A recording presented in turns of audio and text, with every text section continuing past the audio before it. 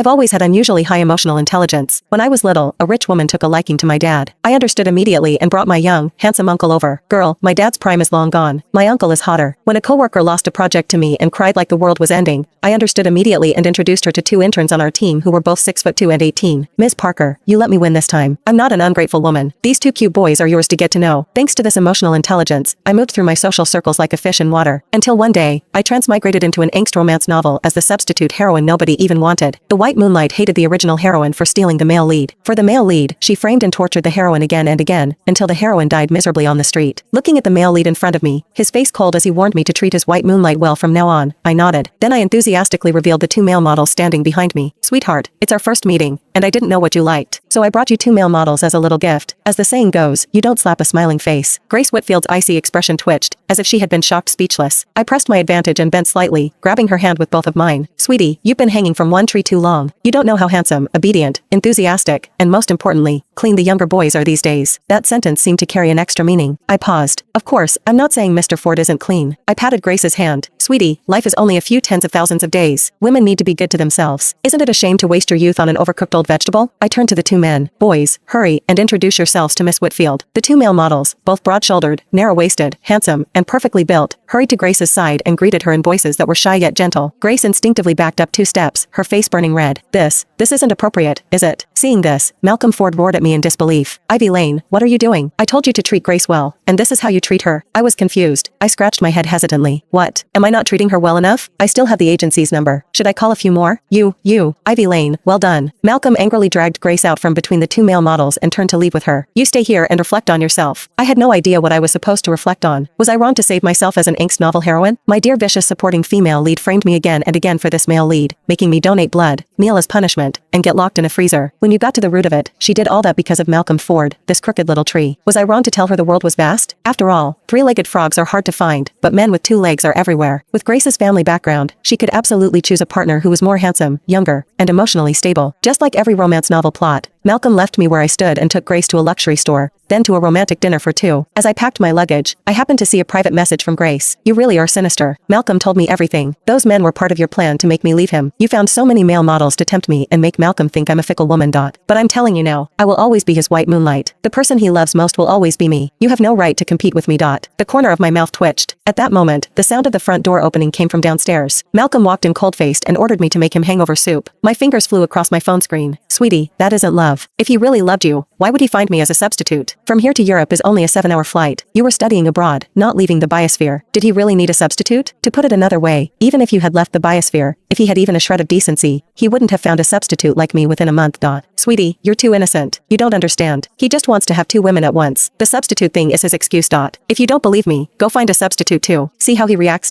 The other side was silent for a long time. I carried my suitcase downstairs. Malcolm was leaning on the sofa like some grand lord, staring at me coldly with the expression of a man who had seen through everything. Ivy, don't think you can make Grace leave me with little tricks. You're only a substitute. You need to understand your place. Besides, Grace doesn't care for the men you found. Then he spoke as if granting me mercy. Ivy, I know you don't want to leave me. Don't worry. After Grace and I get married, there will still be a place for you by my side. I lifted my suitcase and shook my head at him. Nice fantasy, but when Miss Whitfield gets married, there might not be a place for you beside her. You might not even qualify as the side piece. Malcolm shot to his feet. What do you mean? I smiled at him, hesitating while staring at his face for a long time. Then I shook my head and sighed. Nothing much. It's just that Mr. Ford should find time for some facial maintenance. Then I dragged my suitcase out into the endless night. I was done serving him. Anyway, the original heroine had been a substitute for 3 years. She must have saved quite a bit of money. I could live a good life from now on. Humming, I booked a hotel room. Then I opened the bank balance. $385.79. I fell silent. So the $5,000 I spent hiring male models just now was my last savings. An angst novel heroine got tortured by the male lead for 3 years, and her wallet didn't even have 4 digits? Even a nanny should have saved hundreds of thousands after 3 years. What exactly had she been chasing? Furious, I opened my messaging app and found Grace in my contacts. Sweetie, to create enough space for you to test Malcolm, I've already moved out of his place. But this man really has terrible character. We agreed back then that he'd pay me $1 million a month, but now he's withholding my wages. What exactly do you see in a man who doesn't even honor his word? Think about it, sweetie. Today he can kick me out of his house with no money and make me sleep on the street. Tomorrow he can make you leave with nothing. Marrying him is too risky. I truly advise you to reconsider. If you're willing, we can meet. I promise I'll tell you everything. After I sent that whole string of provocation, Malcolm finally realized I had left the villa. What are you doing? Ivy, you've grown a temper. Now you're running away from home? Don't forget, your mother's medical fees are still waiting for me to pay. In a few days, you'll crawl back and beg me. I was not the original Ivy, who only knew how to feel wronged and do nothing. As a woman experienced in worldly games, I cursed him, then skillfully deleted and blocked him in one smooth move. The next day, Grace asked to meet me. She chose a cafe. She wore a coffee-colored dress, with very little makeup. Her face was full of hesitation and conflict. I think what you said makes sense, but I still think you're doing this, so I'll give up Malcolm and you can take his side. I've seen plenty of women like you. I didn't come today for advice. I'll give you 1 million to leave Malcolm. I already knew she would not trust me, but I grew even more enthusiastic. Sweetie, that's where you're wrong. Do I look like I'm doing this for money? Forget everything else. With your face alone, you're so beautiful. I only look 30% like you, and people call me a beauty. What about you? You're the real top-tier beauty. After Mr. Ford has seen someone like you, how could he marry someone who only has 30% of your looks? And your family background is so good. I don't know what Malcolm told you to make you this insecure, but look at your family. Look at your face. Why would you think I can compare with you? Even if you don't want Malcolm, a man who once liked you wouldn't look at me. Grace looked a little embarrassed by my sincerity. I seized the chance. I know you're afraid Malcolm will be angry, but think about it. Since you came back, has he ever publicly confirmed your relationship? He's stringing you along. So what's wrong with you dating someone too? I guarantee that once you know what real dating feels like, you'll understand how badly Malcolm treats you. If you're really worried, we can keep it secret. You can pay me a little and hire me, and we can sign a confidentiality agreement. Everything will be your choice. Grace wavered. Does Malcolm really treat me badly? But he bought me many things and took me to a Campbell at dinner. I spread my hands. But can't you buy those things yourself? You're the only daughter of the Whitfield family. People should be placing the best things in front of you. If you really can't accept it, think of this as revenge for his 3 years of wavering. Finding a substitute is not something a decent person does. Are you willing to let that go without payback? My words hit Grace right where it hurt. Fine, we'll sign a confidentiality agreement. Actually, when Malcolm told me he found a substitute because he missed me too much, I did feel uncomfortable. But there was always a voice in my ear saying he only did it because he cared about me. After hearing you say this today, I'm starting to doubt it. I smiled at her. Doubt is good. From now on, I will serve as your relationship consultant and help screen eligible men around you. If you like anyone, you can try getting to know him. I'll also help you monitor Malcolm's emotional state in real time. Grace shook my hand, just as I said. Grace was beautiful, from a good family, and highly educated. The men who wanted to pursue her could line up from one end of the city to the other. Before, she had only focused all her attention on Malcolm. Now that news spread that she was willing to go on dates, those who secretly liked her came rushing forward, especially a handsome young man named Ryder Cole, who worked hard every day to create chance encounters. After learning I was Grace's relationship consultant, he directly slapped a $5 million check onto my desk. Help me pursue Grace. Whether I succeed or not, the $5 million is yours. Holding Ryder's $5 million, I almost cried. The original heroine followed Malcolm for 3 years and only had a few $100s. This young master gave $5 million in one move. I looked into Ryder's background. The Cole family was old money, clean background, good upbringing. His grandfather, father, and older brother had no mistresses or scandalous side families. He was not the eldest son, so he had no heavy pressure. His personality was lively, and he liked extreme sports, but he also kept himself clean. As for Grace, she had been restrained by her family since childhood, always proper and disciplined. The two of them were perfectly complementary, a natural pair. Of course, only if Malcolm did not get in the way. A few days after Grace and Ryder became ordinary friends, the four of us met at the same banquet. After not seeing Malcolm for more than 10 days, he was still as annoying as ever. Beside him was a female companion with a great figure. The moment Grace saw him, she instinctively wanted to distance herself from Ryder. She walked toward Malcolm to explain, but what I did not expect was that Malcolm saw me first. He smiled with a self-important expression. Ivy, you chased me all the way here? What? Have you finally thought it through? Being my lover is your best choice. Faced with someone so confident, I truly did not know what to say. Before I could speak, he noticed Grace beside me. Looks like you really thought it through. I'm satisfied seeing you two getting along like this. Grace looked at him as though she had never seen him before. Getting along? Malcolm smiled confidently. Of course. Ivy finally realized her place. Grace, I told you she'd stop causing trouble. I sighed. Mr. Ford. What? Do you know why people say confidence is attractive? He smirked. Because it's usually attached to competent people. His smile froze. But when confidence is attached to... I looked him up and down. This doctors call it a symptom. Several nearby guests failed to hold back their laughter. Malcolm's face darkened. You still have such a sharp tongue. No, I shook my head. I'm just honest. Before he could continue, Ryder stepped forward with an easy smile. Grace. He held out a small gift box. I remembered you mentioned liking vintage fountain pens. I happened to find one at an auction. Grace's eyes lit up. You remembered? I remember everything you tell me. She accepted the gift, cheeks slightly pink. Malcolm frowned. Who is he? Grace hesitated. A friend. A friend. Malcolm sneered. Grace, don't tell me you're accepting gifts from strange men. I raised a hand. Correction. Everyone looked at me. They've known each other for 3 weeks. I pointed at Ryder. He knows her favorite flowers, her coffee order, the book she likes, what she's allergic to, and that she hates cilantro. Then I pointed at Malcolm. You dated her for years. I smiled brightly. Mr. Ford, quick quiz. What flower is Miss Whitfield allergic to? Silence. What coffee does she usually order? Silence. What's her favorite composer? More silence. Grace slowly looked toward Malcolm. He opened his mouth. You never told me. I clapped once. Excellent answer. Then I turned toward Ryder. Young Master Cole? Ryder answered without hesitation. White lilies make her sneeze. She likes Ethiopian pour-over with no sugar. And she listens to piano pieces by Debussy whenever she's stressed. Grace blinked. You remembered that? Ryder scratched the back of his neck. You've mentioned it a few times. The banquet hall suddenly became very quiet. Malcolm's expression became uglier by the second. It's only because he just met you. he said stiffly. He's pretending. I couldn't help myself. Mr. Ford. What? Do you know what pretending looks like? He frowned. Someone pretending to love another person usually pays attention. Someone pretending doesn't find a substitute 1 month after the love of his life goes abroad. Several businessmen nearby coughed to hide their laughter. Grace unconsciously took 2 steps away from Malcolm. For the first time, panic flashed across his face. Grace. She didn't answer. Instead, she quietly asked Ryder, "You really remembered all those things?" Ryder nodded naturally. "I thought that's normal." Normal. Such an ordinary word. Yet Grace's eyes suddenly became red. For years, Malcolm had convinced her that love meant possession, that jealousy meant devotion, that waiting meant romance. No one had ever shown her that love could simply mean remembering. Unfortunately, just when everything was going smoothly, Malcolm noticed the confidentiality agreement sticking halfway out of Grace's purse. He snatched it. "What is this?" Grace reached for it. "Give it back." He unfolded it. His face turned black. Relationship consulting agreement. Client Grace Whitfield. Consultant Ivy Lane. Services include screening suitable romantic partners, emotional support, estate planning, monitoring ex-boyfriend emotional instability, emergency breakup assistance. At the bottom was an additional handwritten clause. Consultant reserves the right to laugh if ex-boyfriend loses his mind. Compensation $1 million.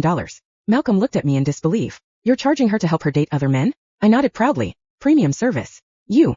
Also tax compliant. You actually accepted money to destroy our relationship?" I blinked. "Destroy?" I looked toward Grace. "Miss Whitfield." "Yes. Did I ever tell you to break up with him?" She thought for a moment. "No." "Did I force you to meet Ryder?" "No." "Did I ever stop you from seeing Malcolm?" She slowly shook her head. "No." I spread my hands. "I simply expanded your options." Then I looked back at Malcolm. "You lost because competition appeared." His expression cracked. "You manipulated everything." "I introduced one emotionally healthy man." I paused. "The rest was your own performance." The surrounding guests nodded unconsciously. Honestly, that sounded pretty reasonable. Malcolm suddenly grabbed Grace's wrist. "Enough. Come home with me." Before Grace could react, Ryder gently pulled Malcolm's hand away. "Mr. Ford." His smile disappeared. "She doesn't seem willing." Malcolm laughed coldly. "This has nothing to do with you." "It does now." "Oh." Ryder calmly wrapped one arm around Grace's shoulders. "I'm pursuing her." The entire banquet hall exploded. The city had waited years for someone to openly challenge Malcolm Ford, and apparently, that someone was the smiling second son of the Cole family. Meanwhile, I quietly slipped toward the dessert table. A waiter looked confused. "Aren't you worried?" "Worried?" I picked up a slice of chocolate cake. "They're the protagonists." "What about you?" I took a happy bite. "I'm HR. My job is recruiting replacements." The next morning, the city's wealthy social circle exploded, because someone had anonymously uploaded a picture of my consulting contract. Relationship consultant Ivy Lane, specializing in recovering from toxic relationships, identifying manipulative partners, screening high-quality dating candidates, emotional damage assessment, X monitoring, confidentiality guaranteed. The comments were absolute chaos. "Wait, this is an actual business? Can I book an appointment? My fiancé keeps calling his ex his little sister. Does she take walk-ins? This woman is doing the Lord's work." I stared at my phone. I can monetize emotional intelligence? 5 minutes later my phone rang. Unknown number. "Hello, Mississippi Ivy Lane? Speaking. I'm getting married next month. Congratulations. My fiancé keeps forgetting my birthday. Condolences. I'd like to hire you. Hire me. Please evaluate whether he's still worth marrying." I slowly sat upright in my hotel bed. "How much are we talking?" $500,000. "I'll be there in 20 minutes. By the end of the week I had accidentally founded a company, Lane Relationship Consulting. Business was booming. Receptionists answered phones non-stop. My boyfriend liked his ex's vacation photos. Level 2 emergency. My husband suddenly started going to the gym. Level 3. My girlfriend says her male coworker is like a brother. Schedule a full assessment. The employees stared at me in admiration. "Boss." "Yes. How do you know all this?" I smiled mysteriously. "I've seen too many romance novels." Meanwhile, Malcolm was losing his mind. Grace hadn't answered his calls in 7 days. She rejected every bouquet. Returned every gift. Even worse, she laughed now. Actually laughed. She and Ryder went horseback riding. They learned pottery together. They volunteered at an animal shelter. She even tried skydiving. Every picture someone uploaded looked brighter than the last. The cold, elegant white moonlight was becoming a genuinely happy woman. Malcolm smashed another wine glass. His assistant silently handed him a report. "President Ford." "What?" "Miss Grace has booked another consultation." He sneered. "With Ivy?" "Yes." "How much did she pay this time?" $10 million. His eye twitched. "For what?" The assistant read awkwardly. "Comprehensive compatibility analysis before accepting a confession." Malcolm exploded. "Compatibility analysis? What compatibility analysis needs $10 million? The assistant quietly added. "It includes a 50-page report." "A what?"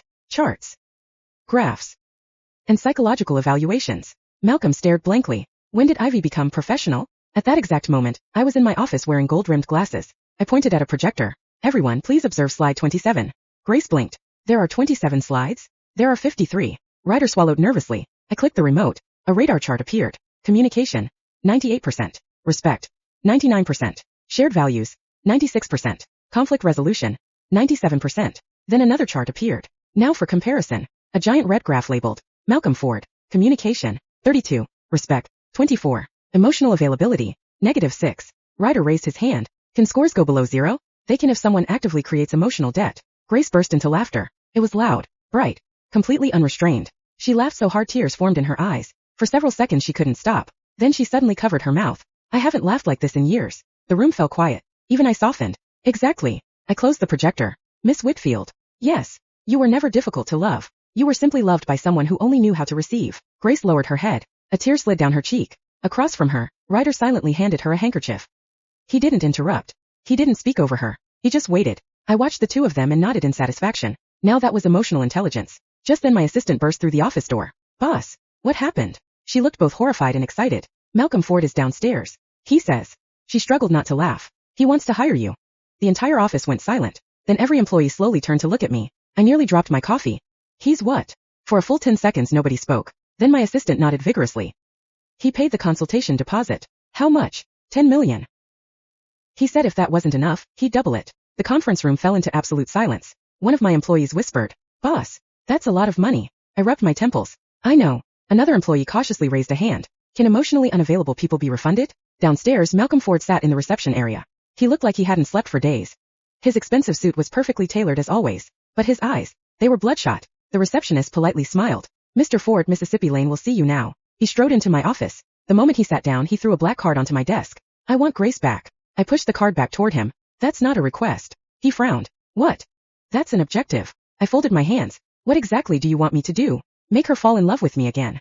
I looked at him for a long moment. Then I opened my laptop. Fine. His eyes brightened. I clicked open a blank document. At the top I typed, reasons Grace should not date Malcolm Ford. Malcolm's smile disappeared. What are you doing? Working. I asked you to help me. I am. I typed the first point. 1. Found a substitute 1 month after she went abroad. Second point. 2.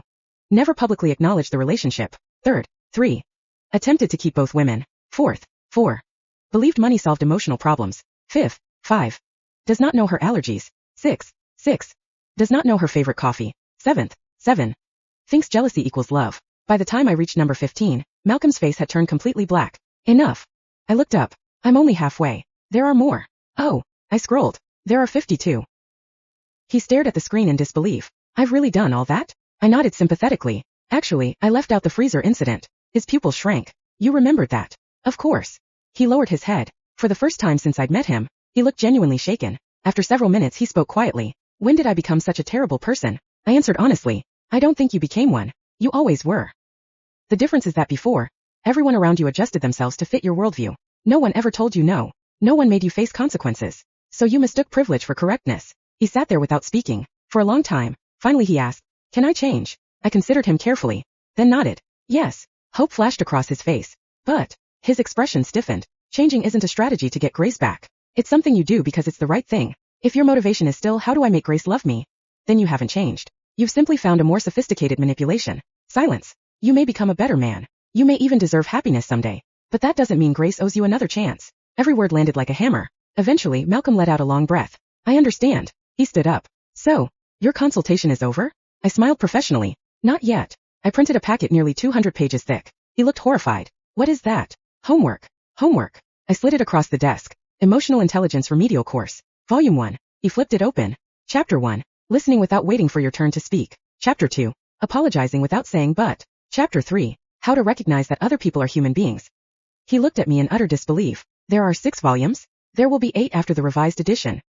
The tuition fee is included in your consultation. He actually laughed. It was bitter but genuine. I probably deserve this. You do. He picked up the books. At the door he stopped. Without turning around he asked, Do you think Grace will be happier with Ryder? I didn't hesitate. She's already happier. He closed his eyes. Then for the first time in his life Malcolm Ford nodded without arguing. I see. He walked out carrying 8 kilograms of emotional homework. The receptionist watched him leave, then peeked into my office. Boss. Yes? He looked different. I leaned back in my chair. People can change. She smiled. So there might still be hope for him? I looked out the window at Malcolm's retreating figure. Maybe. But whether there's hope for him and whether there's hope for them, I smiled faintly, are 2 completely different questions. Outside, Malcolm paused before getting into his car. Instead of calling Grace for the 100th time, he quietly opened the first workbook. On the very first page in bold letters was a single sentence. If the person you claim to love is happier without you, the first lesson of love is learning not to make that about yourself. For a long time he simply stared at those words. Then he turned the page and for the first time in years, began reading instead of demanding. 3 months later. I had almost forgotten Malcolm Ford existed. Business was too good. My company had expanded from 1 office to 3 floors. Our newest service had become wildly popular. Ex-partner risk assessment. Every client who came in would receive a thick report complete with charts, interview summaries, personality evaluations, and what my staff lovingly called the red flag index. One afternoon my assistant rushed into my office. Boss, what now? Someone scored -94. I nearly dropped my coffee. Negative. He said his ex should quit her job after marriage because he planned to love her full time. I sighed. That's another emotional terrorist. Just as I finished the report, someone knocked. Come in. The door opened. It was Malcolm. I almost didn't recognize him. His suit was simpler. There was no arrogant expression. More importantly, he knocked before entering. Progress. He smiled awkwardly. Mississippi Lane. Mr. Ford. He placed 6 thick binders on my desk. I finished them. I glanced at the covers. Volume 1 through 6. Every page was covered with notes. Some paragraphs were highlighted. There were even sticky notes asking questions. I raised an eyebrow. You actually studied? He scratched his head. The quizzes were harder than I expected. I flipped to one page. Question. Your girlfriend says she's upset. What do you do? His original answer had been crossed out. Wrong answer. Explain why she misunderstood. Below it was his corrected answer. Listen first. Ask questions. Don't assume I already know how she feels. I nodded. Passing. He looked oddly relieved. We sat across from one another. After a while he quietly asked, how is Grace? I didn't answer immediately. Instead I asked, do you want the truth? Yes. Or the version that makes you feel better? The truth. I smiled. Good. I opened my tablet. Grace's latest consultation notes appeared. She laughs often. She's sleeping better. She stopped grinding her teeth. Her doctor says her stress-related migraines are almost gone. She started painting again. Last week she climbed a mountain. Yesterday she called Ryder an idiot after he accidentally burned dinner. Malcolm chuckled softly. She never joked around like that with me. No. She was always afraid of saying the wrong thing. His smile slowly faded. I did that. You did. He nodded. I know. There was no defensiveness. No excuses. Just acceptance. Then he surprised me. I don't want another chance. I blinked. You don't.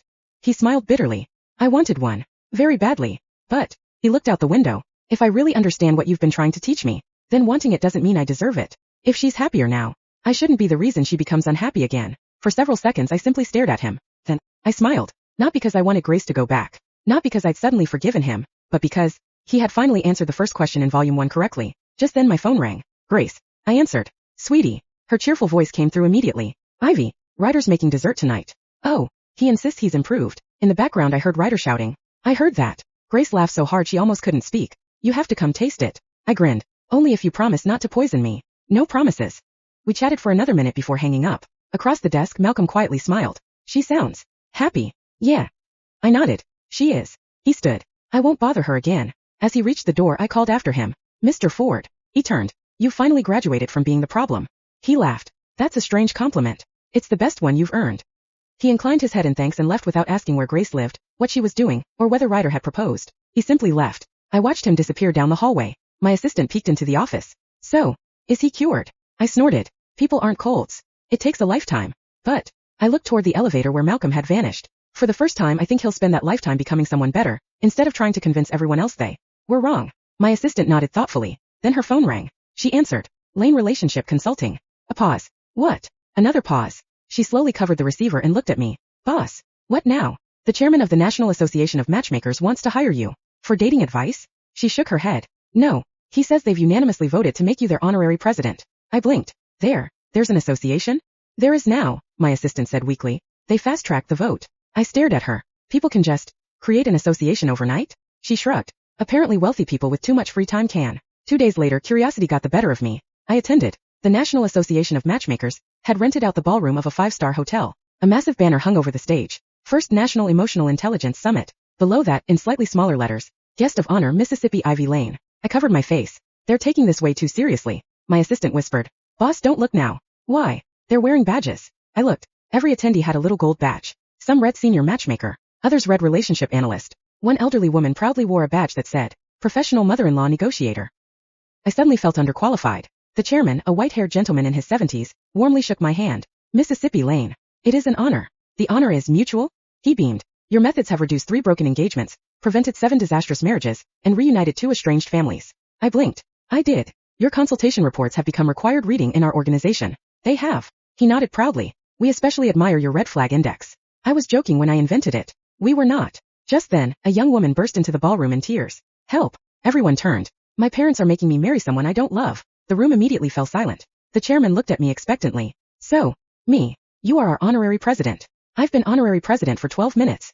The young woman sobbed. My fiancé is handsome, rich, polite. I tilted my head. What's the problem? He treats me like I'm interviewing for a job. Oh, that explained everything. I walked over and sat beside her. Tell me. She sniffled. He brings me gifts. Good. He remembers anniversaries. Also good.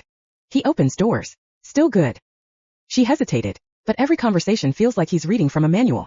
I nodded slowly. Has he ever told you something embarrassing about himself? No. Has he ever admitted he was wrong? No. Has he ever laughed until he snorted? No. I smiled. So you're not dating a person. She blinked. You're dating a resume. The entire ballroom erupted in applause. The chairman frantically wrote that sentence into a notebook. Just then, another familiar voice came from the entrance. Ivy. I turned. Grace. She walked in holding Ryder's hand. Ryder carried 3 cake boxes. I brought dessert. He looked around at the packed ballroom. Did I interrupt a cult? I burst out laughing. No. Maybe a little. Grace smiled brighter than I'd ever seen. She walked over and hugged me. Congratulations, President Ivy. I don't even know what I'm president of. Neither do they. We both laughed. The chairman coughed awkwardly. We're still defining the mission statement. Ryder set the cakes on a nearby table. Well, whatever your mission is, congratulations. He glanced at Grace with a grin. I personally owe Mississippi Lane quite a lot. Grace squeezed his hand. So do I. Looking at the two of them together, I couldn't help smiling. The stiff, anxious white moonlight from months ago was gone. In her place stood a confident woman who teased her boyfriend, laughed loudly, and no longer apologized for taking up space. That transformation had nothing to do with me finding her a man. It had everything to do with her remembering she had choices. As I was quietly admiring the scene, Ryder suddenly cleared his throat. I was actually hoping everyone important would be here today. Grace looked at him curiously. What are you doing? He smiled nervously. Then, right there in front of an entire ballroom full of self-proclaimed relationship experts, he dropped to one knee. The room went so silent you could hear forks hitting dessert plates. Ryder looked up at Grace. I've never wanted someone to become smaller for me. I've only ever wanted to build a life big enough that we could both grow. So, he opened the ring box. Grace Whitfield, will you marry me? Grace covered her mouth. Tears filled her eyes. This time they weren't tears of confusion or insecurity. They were tears of joy. She laughed through them. Yes, of course I'll marry you. The ballroom exploded into cheers. Even the 70-year-old chairman started crying. My assistant leaned over. Boss. Yeah. Should we add proposal consulting as a new service? I watched Grace throw her arms around Ryder as everyone applauded. Then I grinned. No. Some moments don't need a consultant. They just need two people who finally know how to love each other. 6 months later, the wedding of Grace Whitfield and Ryder Cole became the social event of the year. Half the city's elite attended. The other half desperately tried to get an invitation. As Grace walked down the aisle, radiant in her wedding dress, she suddenly stopped beside me. Ivy. If I hadn't met you. I interrupted her. You still would have met Ryder someday. She shook her head. No. I mean, if I hadn't met you, I would have never believed I deserved someone like him. She hugged me tightly before continuing down the aisle. Ryder cried before she even reached him. The guests laughed. Grace laughed too. The ceremony ended with thunderous applause. Meanwhile, Malcolm didn't attend. Instead, a gift arrived. Inside was a handwritten card. Congratulations. Thank you for teaching me that loving someone isn't the same as possessing them. I hope you both spend the rest of your lives laughing. Malcolm Ford. Grace smiled after reading it. I think he'll be okay. A year later, the Ford Group announced a shocking piece of news. Malcolm stepped down as CEO. Instead, he created a charitable foundation providing scholarships, mental health programs, and financial assistance for single-parent families. When reporters asked why, he simply answered, I spent too many years taking. I'd like to spend the rest of my life giving. As for me, Lane Relationship Consulting had expanded nationwide. The waiting list stretched for 8 months. Universities invited me to lecture on emotional intelligence. Companies hired me to train executives. Parents booked family consultations. Even celebrities secretly came through the back door. My assistant sighed while looking at the appointment calendar. Boss. What? We're booked until next spring. I smiled. Raise the consultation fee. She grinned. I already did. 5 years later. One afternoon I walked past a park. A little girl tugged on her father's sleeve. Daddy. Why did you marry mommy? The father smiled. Because when I'm with her, I become someone I like. I couldn't help smiling as I continued walking. Maybe that was the simplest definition of a healthy relationship. Not obsession. Not sacrifice. Not possession. Just two people helping each other become happier versions of themselves. I looked up at the blue sky and chuckled. It turned out my greatest talent had never been matchmaking. It was reminding people that they always had a choice. And sometimes, that was all they needed.